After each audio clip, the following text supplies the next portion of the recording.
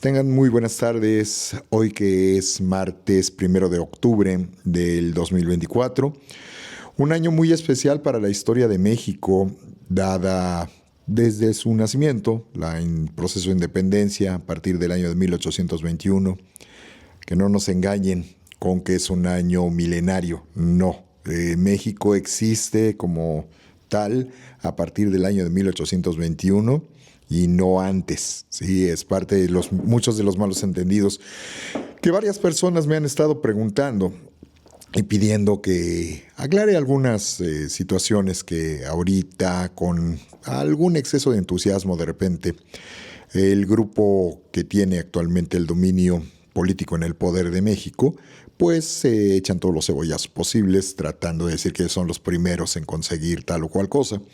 En algunas situaciones sí, como el caso de que bajo su dominio, pues se dio la circunstancia de que por primera vez una mujer en la historia de nuestro país como país independiente tiene el cargo más alto, en este caso políticamente hablando, en este caso como presidenta o presidente de la República. Pero hay antecedentes que nos muestran que este es un camino complejo, no fue fácil, no fue sencillo, fue muy empedrado. Y hay que recordar una gran cantidad de personas que mucho antes que la doctora Claudia Sheinbaum estuvieron luchando por la democracia de una manera muy fuerte, muy dura, en condiciones muchísimo más adversas que le tocaron a ella, y ellas fueron las que le comenzaron a quitar las piedritas y a pavimentar todo para que no solo ella, sino muchas otras mujeres más que también ya son representantes en las respectivas cámaras o en la Suprema Corte de Justicia o en el caso de ella como miembro, personaje ahora fundamental del Poder Ejecutivo, para que ellas pudieran llegar a donde están y abriéndole además el camino a personas que tienen alguna otra forma de percibirse en la cuestión del género. Vamos a recordar muy rápidamente, no es una clase como tal, es simple y sencillamente un recordatorio de parte de lo que fue este proceso que ahora estamos viviendo de una manera directa. Pero recuerden que el ejercicio del poder no tiene como tal ni género ni sexo. Bienvenidos y bienvenidas, como siempre lo ha dicho mi esposa, la doctora Mercedes Escudero. Bienvenidos y bienvenidas al mundo de las personas, y es por ahí por donde nosotros tenemos que empezar. Y vamos a hacer una muy breve recapitulación, en este caso a través de una línea temporal, que nos permitirá recordar parte de lo que esto significó y representó. Vamos a dar entonces un rápido repaso en una línea temporal de algunos de los puntos que se convirtieron en clave para la llegada a la presidencia, en este caso de la doctora Claudia Sheinbaum. Y uno de estos primeros pasos, me voy a limitar del siglo XX en adelante. Uno de estos primeros pasos fue la fundación del Seminario Justicia y Libertad en el territorio de Guanajuato por una mujer que muy pocas personas conocen desgraciadamente, que es Juana Belén Gutiérrez de Mendoza. Esta mujer comenzó a manifestarse a favor de la defensa de los derechos de los trabajadores mineros. Esta misma mujer, 3 años después, el año de 1904, comenzó a organizar una serie de huelgas para conseguir mejores condiciones de trabajo también ahora para sus congéneres las mujeres. Y en 1909, ella funda un club político femenil llamado Amigas del Pueblo, nuevamente buscando la manera de conseguir de una manera asertiva, de una manera con buenas propuestas, sin tratar de molestar a la gente, pero sí tratar de hacerse notar. Como de hecho es la influencia que en aquel contexto las mujeres mexicanas recibían por parte de las sufragistas en sus movimientos tanto en Inglaterra como en los propios Estados Unidos. Para el año de 1911, este grupo fundado por Juana Belén, como grupo ante la salida del presidente Porfirio Díaz, del cual ella era crítica, ante la salida de él y la llegada del nuevo presidente que va a sustituir en el cargo para convocar elecciones y que va a ser el presidente Francisco León de la Barra, estas mujeres, estas amigas del pueblo, solicitaron oficialmente el derecho al voto y fueron 1,000 de sus integrantes quienes solicitaron al presidente provisional que se les otorgara el mismo. Pero una cosa es que lo soliciten y otra cosa es que les hagan caso.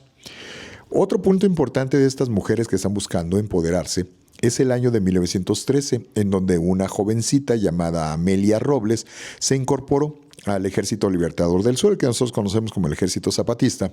Y lo interesante del asunto es que ella ingresó como mujer y posteriormente terminó cambiando de sexo, convirtiéndose en la primera mujer transgénero en el ejército, en este caso de mujer a hombre.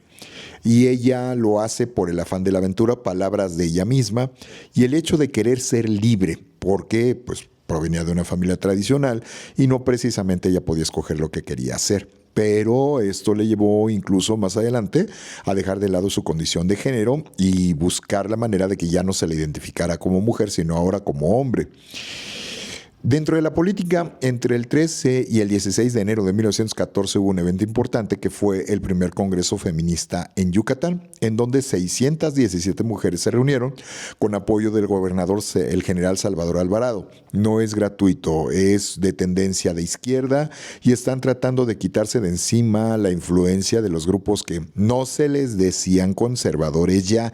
Eso ya tenía más de 30 años que había acabado. No, en estas épocas se les decía reaccionarios y eran estos grupos que aún tenían una fuerte influencia, que aún detentaban cargos importantes en el poder por ser de familias importantes, por ser de militares importantes, por tener relaciones con la iglesia, etcétera, ¿no?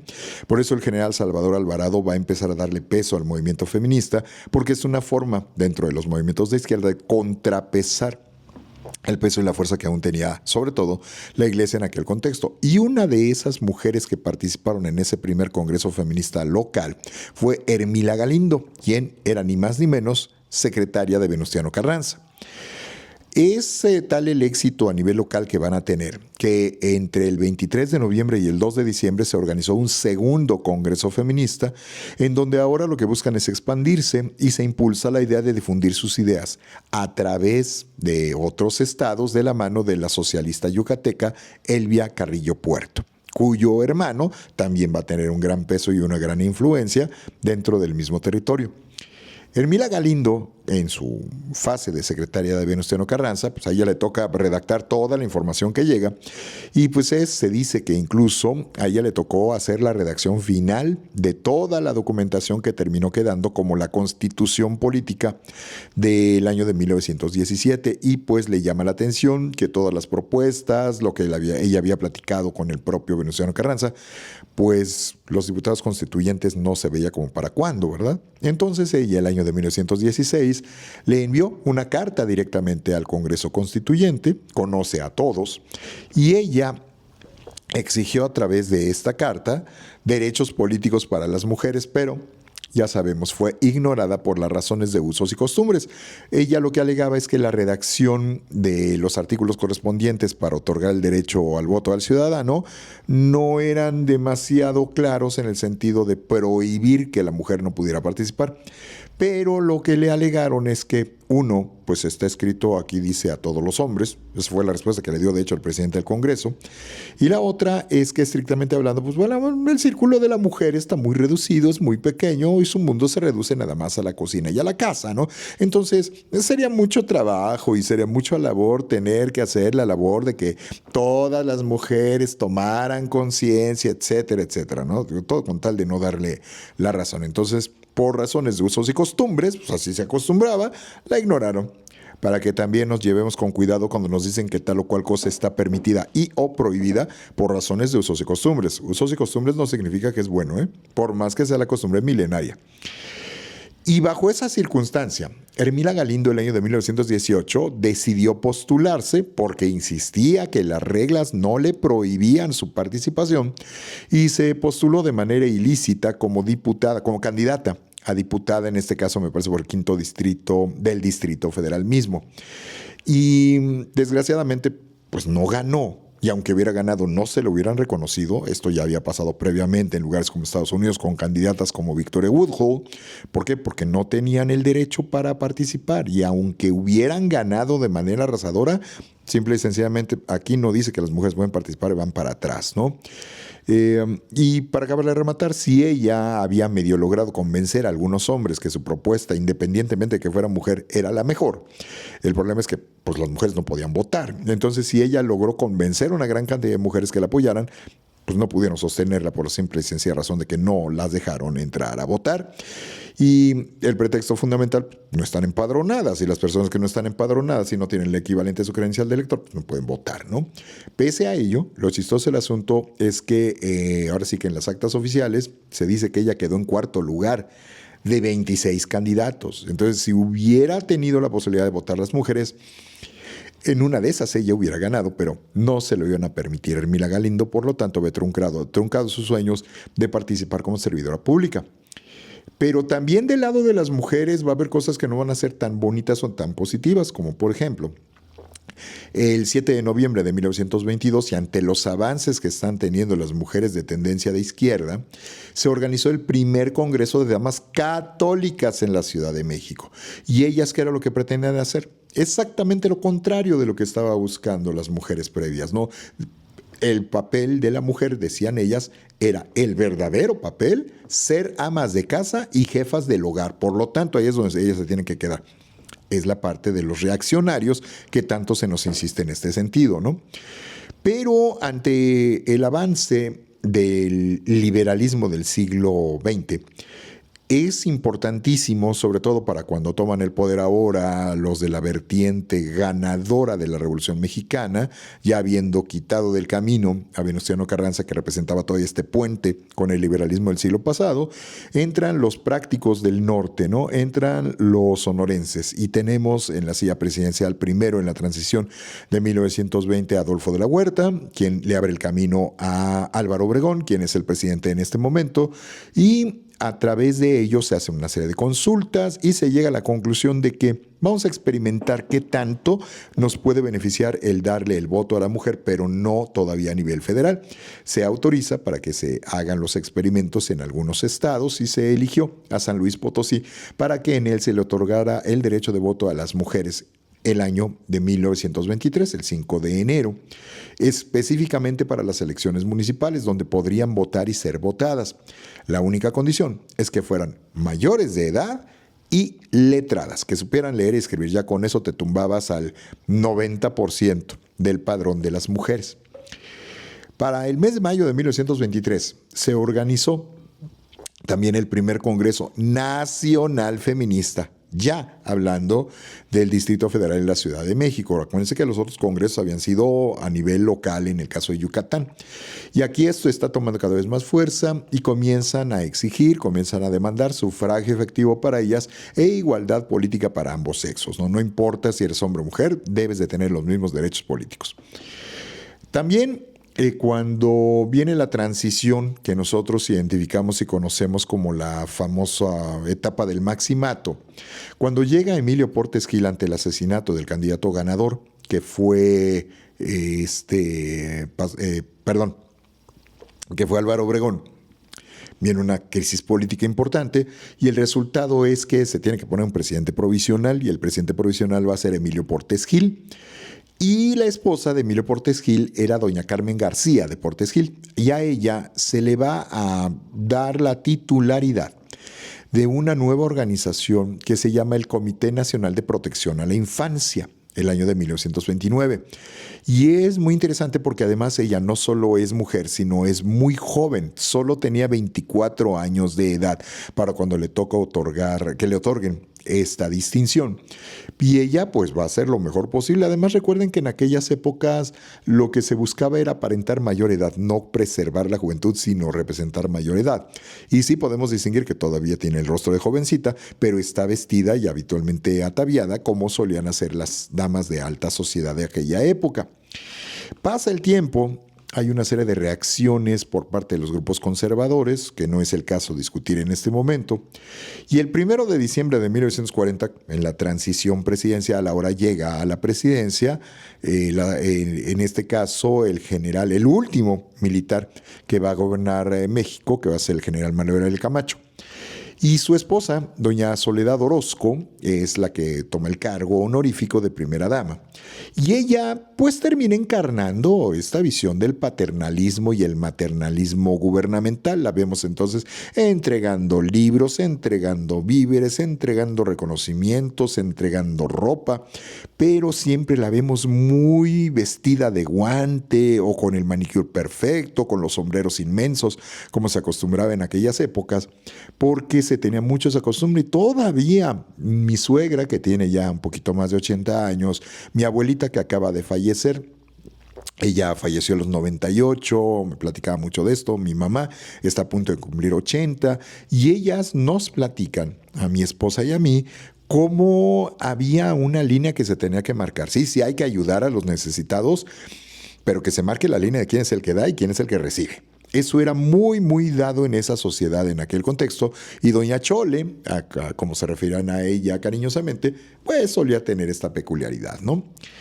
Un giro importante va a ocurrir el año de 1946, cuando es nombrada, acuérdense que en aquella época los delegados, actualmente los alcaldes de las delegaciones, eran nombrados directamente en aquella época por el nombrado a su vez por el presidente de la República, el jefe del departamento del Distrito Federal o regente de la Ciudad de México o del Distrito Federal, jefe del departamento central, era el título que le correspondería.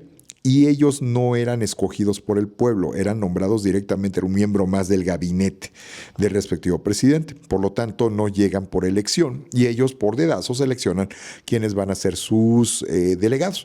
Resulta que escogieron a una mujer el año de 1946, Guadalupe I. Ramírez, es nombrada delegada de Xochimilco y va a ser la primera mujer que va a tener un nombramiento así. Fue nombrada directamente por el entonces regente de la ciudad, Fernando Casas Alemán. Y se dio la curiosidad de que cuando termina su periodo, al parecer hizo una muy buena labor, hizo un muy buen trabajo y la gente quería que se quedara, la gente no quería que se fuera, pero recuerden que dadas las reglas de aquellas épocas, termina el sexenio y pues se tienen que ir los nombrados para que entren los nuevos, ¿no? También sabemos que va a haber otra modificación constitucional dentro de estos experimentos donde van gradualmente otorgándoselos los derechos. De hecho, era una de las cosas que pedía doña Hermila. Doña Hermila no decía que se les dieran los derechos de manera directa y a la voz de ya, sino que fueran dándose progresivamente para que también se pudieran ir preparando las mujeres, se les fuera educando, para que ellas pudieran ejercer conscientemente y bien hechos los cargos a los que se les iban asignando, ¿no? Se otorgó el año de 1947, ya bajo el sexenio del presidente Miguel Alemán, el primer voto femenino a nivel federal, pero en los municipios. Es orden para todos, pero solo se aplica en los municipios. No tienen derecho para elegir ni ser electas, ni para gobernadoras, ni para presidente de la República. No aún, falta mucho más, ¿no? Y allí hay una frase que dice una abogada, la licenciada Lucía Mergar, quien refiere que no se les dio el voto tan fácilmente y había una razón por la que se le otorgaba, porque se hacía en aquel entonces un símil entre lo que era el hogar, entre lo que era la casa y era el municipio. Entonces, si el municipio viene siendo como la casa de nosotros, y las mujeres son buenas administradoras de la casa, pues igual pueden ser buenas administradoras de los municipios, ¿no? Por eso se otorgaría esta posibilidad de que ellas pudieran participar porque son buenas administradoras, pero a nivel local, todavía no a nivel completo.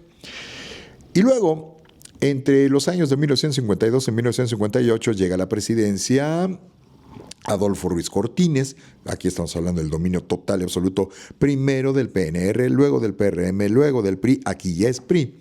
Y llega una nueva primera dama que va a ser doña María de los Dolores Izaguirre. Y la gente no lo quería por diversas razones, sobre todo porque era una señora que se veía más grande de lo que representaba en realidad. Era una mujer que además ya había tenido 2 matrimonios previos. Además, el presidente de la República se está casando con ella por segundas nupcias. Y era muy mal visto, sobre todo, si mal no recuerdo, en el caso de ella, el segundo marido no se había muerto. Y era muy mal visto en aquellas épocas, uno, que se divorciaran, y dos, si se van a volver a casar o se van a casar porque Dios lo permite, porque quedaron viudas, el problema es que esta lo está haciendo antes de que se muera el otro. Y eso era pésimamente mal visto. Y era una señora de gesto adusto, una señora no muy sociable, que digamos, y una mujer a la que el pueblo como que no la veía, no repartía con el mismo gusto generoso con el que repartía doña Chole. Y a ella como que el pueblo le hinchaba en cara que no fuera tan proactiva. Era vista incluso como una mujer abusiva del poder y capaz de negociar todo para obtener ganancias. La mayor parte de las cosas de las que se le acusan no son ciertas, no tienen ningún fundamento, pero lo chistoso del asunto es que la gente, ustedes saben, cuando el pueblo quiere llevarle la contra, algún gobernante a veces puede llegar a ser muy cruel. Por eso siempre hay que llevarse con mucho cuidado esto del pueblo bueno y saber diferenciar. No podemos sobregeneralizar. Y una de las cosas que se le hablaba, por ejemplo, es que esta era una mujer mala, que además era la dueña de todos los prostíbulos de la ciudad y que de ahí ella estaba haciendo su ronchita y que de ahí ella obtenía muchas ganancias de una mujer a la que no bajaban de avara. Literalmente así la veía, ¿no? Pero pues aguántense, ni modo, es la primera dama. También sabemos, y esto es bien importante, el 4 de diciembre de 1952, y eso se puede revisar en las minutas de la Cámara de Diputados, se metió una propuesta para discutir si se podía convertir en iniciativa oficial, en este caso del pues prácticamente único partido de oposición que en aquel momento existía, que era el Partido Acción Nacional, en donde se propone otorgar el voto a las mujeres.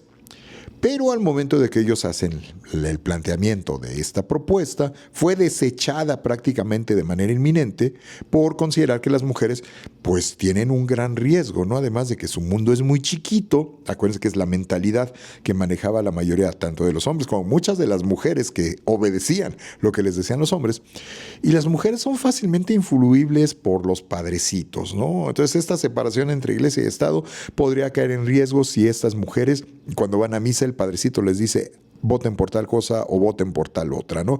Por eso se las terminaron desechando. Lo curioso del asunto es que solo 5 días después de que esto ocurrió, el presidente constitucional de los Estados Unidos mexicanos, Adolfo Ruiz Cortines, envió una iniciativa, aquí no propuesta, una iniciativa para otorgarle los derechos políticos plenos a las mujeres. Y como es una iniciativa metida por el presidente, que es literalmente el jefe del partido, que era el partido dominante, pues ¿qué creen que pasó? Lo aprobaron por unanimidad los de la mayoría priista. Lo chistoso del asunto es que no fue tan sencillo, ni fue tan fácil, ni fue nada más porque se les ocurrió. Suelen presentarlo como si fuera un logro de una toma de conciencia propia, ¿no? Y va a entrar en vigor el derecho al voto de las mujeres a nivel federal para votar, ser votadas a cualquier puesto de elección el 17 de octubre de 1953. Pero una cosa que tampoco nos menciona es que se había emitido una recomendación por parte de la Organización de las Naciones Unidas haciendo un llamado a sus miembros para reconocer dicho derecho, porque no sonaba como que muy democrático que digamos que en cualquier país del mundo no se le diera el derecho al voto a la mujer, cuando la mujer pues constituía el 50% de la población. Y si te dices demócrata y la mitad de tu población no vota, pues como que tu concepto de democracia está un poquito en tela de juicio. Entonces no solo es que se les haya ocurrido a los buenos de los diputados de aquí, sino que también ya existe una presión del exterior, ¿no? Van a aparecer las primeras mujeres candidatas a diputadas federales el 1 de julio de 1954, es cuando ya oficialmente pueden hacerlo, y el resultado va a ser que el 1 de septiembre de ese mismo año aparece Aurora Jiménez de Palacios, quien se convirtió en la primera diputada federal por el recién creado estado de Baja California, siendo ella una abogada de 30 años de edad y es la primera Aurora Jiménez de Palacios que va a tener un cargo de esa importancia. Obviamente, ¿por qué partido? Pues el partido que mandaba en aquel contexto, que era el PRI. Llega otro presidente al cargo el año de 1958, del 58 al 64, que va a ser Adolfo López Mateos. Y llega una nueva primera dama. No me detengo en el caso de todas las primeras damas porque va a haber algunas que se van a distinguir y se van a destacar un poquito más en el apoyo, en el ejercicio de su fuerza de poder, aunque ellas no detenten un cargo oficial. Es más bien honorífico, pero algunas lo ejercen de una manera más directa que otras. Y en el caso se da que va a ser doña Eva Sámano Bishop de López Mateos, quien toma el cargo siendo hasta ese momento la que mejor se identificó con el papel, además de que soportó en silencio los abiertos amoríos de su esposo, ¿no? Una época en donde era un orgullo decir que el presidente era macho. Para el mes de febrero de 1961 se creó el Instituto Nacional de Protección a la Infancia, el INPI, y es a ella a la que le va a tocar detentar la titularidad de esta institución, y es un cargo honorífico que todas las primeras damas van a heredar hacia el futuro, siendo la esposa perdón, mi alarma está sonando, siendo la esposa de Portes Gil la primera que daría el paso en ese sentido a una nueva institucionalidad, ¿no? También el año de 1967 aparece un personaje fundamental que todavía vive y el día de hoy, este 1 de octubre del 2024, tuvo una participación en la toma de posesión de la doctora Claudia Sheinbaum. Y es ni más ni menos que la licenciada Ifigenia Martínez, quien se convirtió en el año de 1967 en la primera mujer directora de la Escuela Nacional de Economía en la UNAM. A ella le va a tocar que entre el ejército a su facultad, y a ella es a la que le tiene que llegar a avisar que agarre sus cosas y que se salga, y ella, con un altísimo nivel de responsabilidad y un altísimo nivel y sentido del patriotismo, ella le solicitó al encargado de la policía en aquel entonces: ok, pues vamos a tomar nuestras cosas, es una orden que viene de arriba, lo entiendo, pero me va a permitir usted que arriemos la bandera que tenemos aquí en el patio de la facultad, ¿no? Y pues el otro no le puedo decir absolutamente nada en ese sentido. Ya desde aquel entonces ella se había distinguido por estudiar, me parece que economía, en Harvard. Y es la primera mujer mexicana que va a obtener la distinción de titularse en Harvard, en esta universidad tan prestigiosa, ¿no? Para el año de 1968, se supone que ya tenemos una nueva primera dama, ¿no? Doña Guadalupe Borja, la esposa de Gustavo Díaz Ordaz. El problema es que en la institución creada previamente, el INPI, había tenido una gran identificación con la institución y estaba bien contenta de hacerlo doña Eva Sámano. El problema es que cuando termina el sexenio, pues ella no acaba de entender que pues ya terminó su periodo como titular del patronato, y la que ahora lo tiene que tomar es doña Guadalupe. Pero doña Guadalupe era una mujer muy nerviosita, era una mujer a la que no le gustaba estar en el foco público, y ella le llegó a manifestar abiertamente: ¿sabes qué? Híjole, es que yo no quiero eso, yo no quiero que me pongan atención, a mí no me interesan esos cargos. Y la otra se creyó que a lo mejor podrían hacer una excepción y dejar que ella quedara como titular de algo que, pues, por la cuestión sexenal simple y sencillamente ya no le correspondía. Pero esto llevó a que, pues, déjeme a mí, yo me encargo con mucho gusto, y la otra que le va a decir: pues bueno, señora, muchas gracias por las buenas intenciones, pero como que ahuecando el ala, ¿no? A usted ya no le toca participar en este sentido. Lo que terminó llevando en el mediano plazo a, pues bueno, tratar de entender que usted dedíquese a sus cosas y yo me dedico a las mías, ¿no? Entonces, aquí hay que tomar en consideración que es algo que trata de evitarse comúnmente, y esto terminó derivando en una serie de problemas personales entre la ex primera dama Eva Sámano y la nueva Guadalupe Borja, ¿no? La razón por la cual se terminó creando el Instituto Mexicano de Asistencia a la Niñez, el IMAN, que va a quedar como un paralelo al INPI, y el problema es que pues están duplicando las funciones en un punto donde esto no debería de existir de ninguna manera, ¿no? Para el año de 1973, Amelio Robles obtuvo oficialmente la condecoración al mérito revolucionario. Hay que recordar que él era un hombre transgénero, inicialmente había sido mujer, y es el primero, literalmente en su género, que va a recibir este reconocimiento.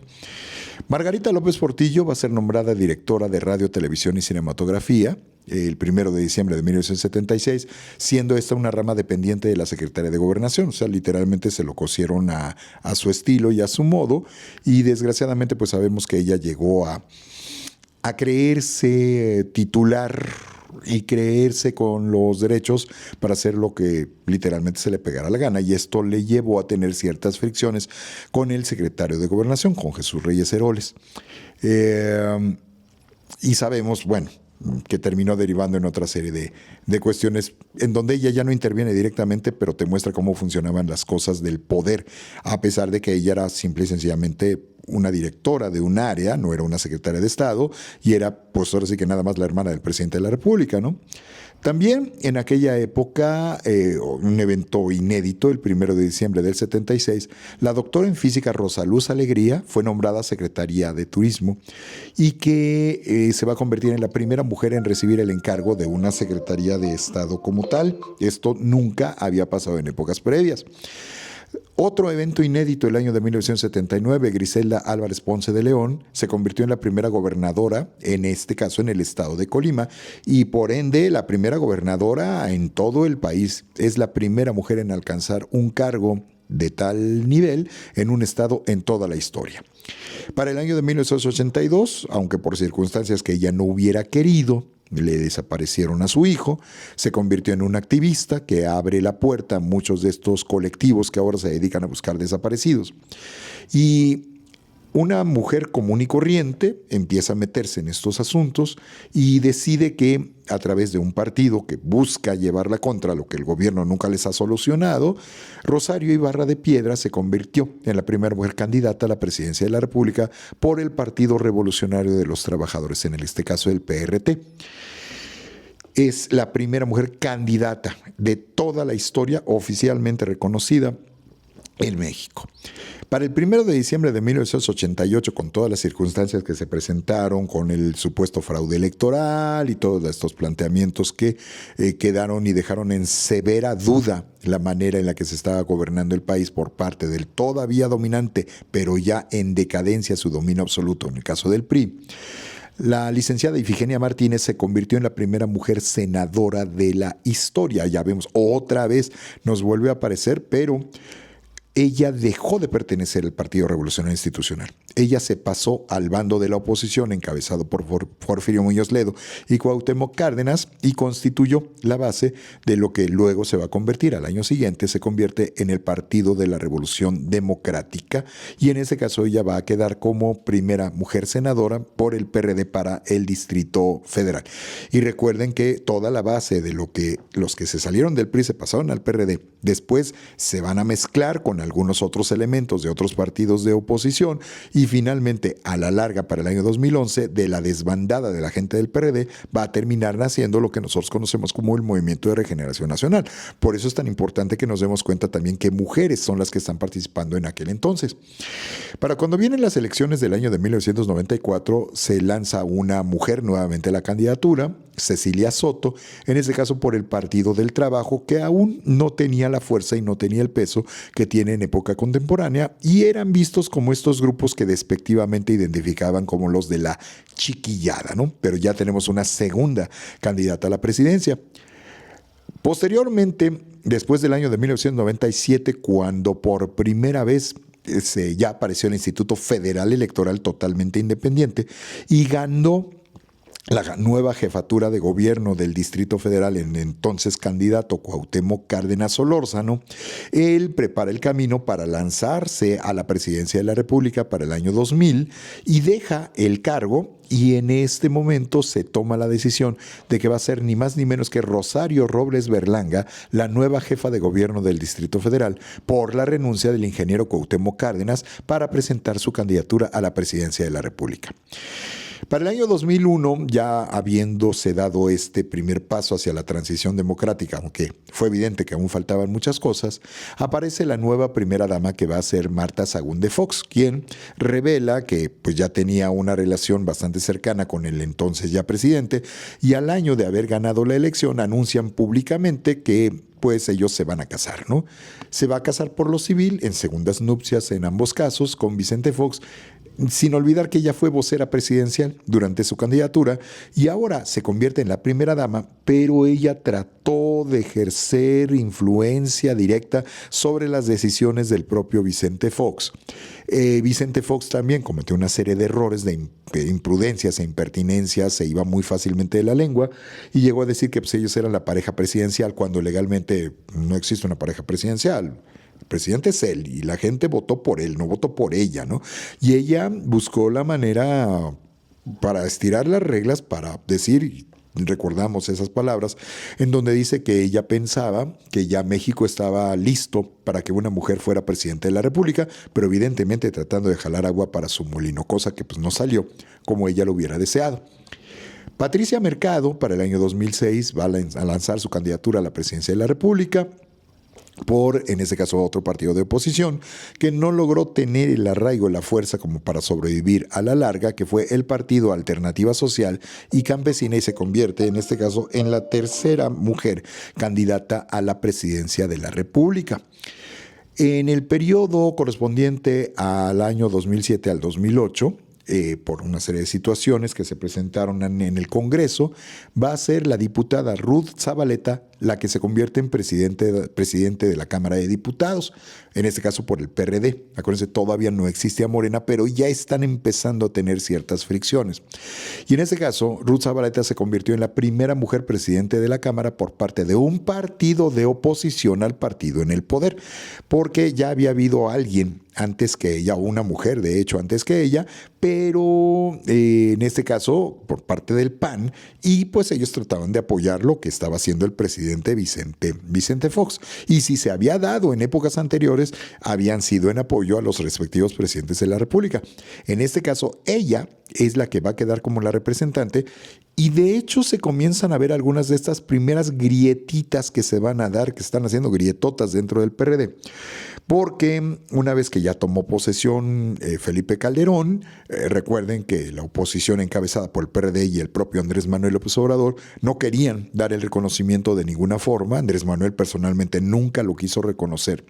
Pero por cuestiones pragmáticas de política va a haber diversos representantes del PRD que van a decir, bueno, nosotros tampoco estamos de acuerdo, pero tampoco podemos paralizar al país, ¿no? Y lo van a terminar reconociendo. Y uno de ellos va a ser justamente Ruth Zabaleta, y esto le ganó la reprobación del propio Andrés Manuel López Obrador. Ahí ya era notorio que también dentro de la estructura del PRD estaban empezando a tener problemas, ¿no? Y en este caso, pues ella mantuvo la decisión de sostener el diálogo, aunque siempre manifestándose en contra de las decisiones que no les parezcan adecuadas a los miembros del PRD. El año 2008, a nivel muy local, pero es muy representativo, Eufrosina Ruiz se convierte en presidenta del Congreso en Oaxaca. Y ella va a ser la primera diputada local en alcanzar tal logro luego de innumerables impedimentos. De hecho, la portadita que vemos aquí es de un documental que se llama Las Sufragistas, la versión local, la versión mexicana, en donde vemos todos los obstáculos, todos los peros que le pusieron a ella desde que era niña, incluso hasta para jugar básquetbol. Para salir a jugar a la calle, porque eso no lo hacen las niñas. Las niñas tienen que estar encerradas en la casa, ¿no? Y es un logro extraordinario que ella tuvo que pelear en contra de su propia familia, aquí yendo también con los usos y las costumbres. Entonces son de las cosas que nosotros también debemos de pensar y manejar con mucho cuidado.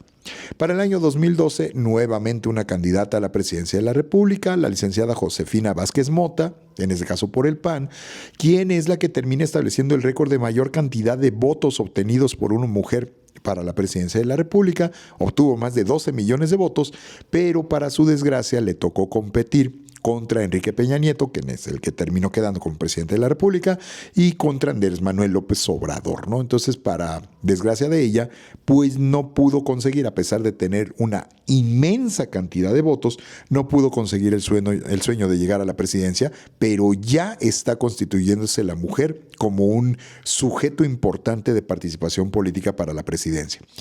Entre los años del 2015 y el 2017, otra mujer que va a empezar a subir y escalar va a ser justamente la doctora Claudia Sheinbaum, quien se va a convertir en jefa delegacional de Tlalpan, en este caso por su partido, por el caso de Morena, y va a desempeñarse en este cargo de una manera, si quieren, a veces un tanto polémica, como suele pasarle a todos los políticos, y que, sin embargo, dentro de la dirigencia de Morena le fue ganando la confianza, particularmente del líder del partido, que era Andrés Manuel López Obrador. Para las elecciones del año 2018, otra mujer se presenta como candidata a la presidencia, Margarita Zavala, pero como ella no obtuvo, como esperaba, ella pertenecía de toda la vida al Partido Acción Nacional, como no obtuvo la venia y no tuvo el apoyo del interior del partido, sobre todo muchos de los que eran enemigos de Felipe Calderón, pues nunca quisieron apoyarla, ella decidió presentarse como candidata independiente, pero se empezó a dar cuenta que si iba a tener dificultad como candidata del PAN, pues ahora como candidata independiente pues iba a ser mucho peor, y ella terminó declinando su candidatura antes de las elecciones. Finalmente, la doctora Claudia Sheinbaum va a obtener en este caso ahora el cargo de jefa de gobierno de la Ciudad de México en el periodo que abarcó del año 2018 al 2023, en donde otra vez las polémicas la van a terminar siguiendo, pero no en balde. Esto le va a permitir alcanzar un mayor grado de confianza por parte del líder más importante de Morena y ahora presidente de la República a partir del año 2018, que es Andrés Manuel López Obrador, y esto le termina abriendo el camino con una serie de circunstancias en las que también el partido se solidifica, consolida los logros de Andrés Manuel, reiterando el triunfo de Morena en las últimas elecciones, que termina llevando a que en este día, 1 de octubre del 2024, la doctora Claudia Sheinbaum se convierte en presidente constitucional de los Estados Unidos mexicanos por la alianza constituida por el partido de Morena, y es muy representativo por toda esta lucha de las mujeres que la banda sea entregada por la licenciada Ifigenia Martínez, que era la presidenta del Congreso. Fue también muy importante cómo se construye de tal forma que ella quede como la presidenta del Congreso para este doble simbolismo, ¿no? En la Cámara de Diputados dominan las mujeres, gana la candidatura una mujer, y es esta mujer que es de una amplísima trayectoria prácticamente reconocida y respetada por todos, sin olvidar que ella surgió originalmente también del PRI, y que a los 99 años de edad, y ya con toda la dificultad de sus enfermedades y por la edad misma, ella es la que va a terminar entregando la banda presidencial para que ahora, a partir de ese momento, México tenga su primer presidente mujer en toda la historia. Entonces, esto es un rápido repaso para que ustedes puedan darse una idea de que no fue fácil, no fue sencillo, y no es logro nada más de estos últimos 6 años o de estos últimos 12 años. Es algo que lleva toda la vida política del México que nosotros identificamos para la construcción en definitiva como nosotros lo conocemos. Muchísimas gracias por su atención y espero que pues nos preparemos en una participación en donde siempre debemos de recordar que sea hombre, sea mujer, la persona que está o las personas que estén en los cargos públicos, ellos no son nuestros jefes. Ellos son nuestros empleados, y los que verdaderamente ejercemos el poder a través de ellos somos nosotros los ciudadanos.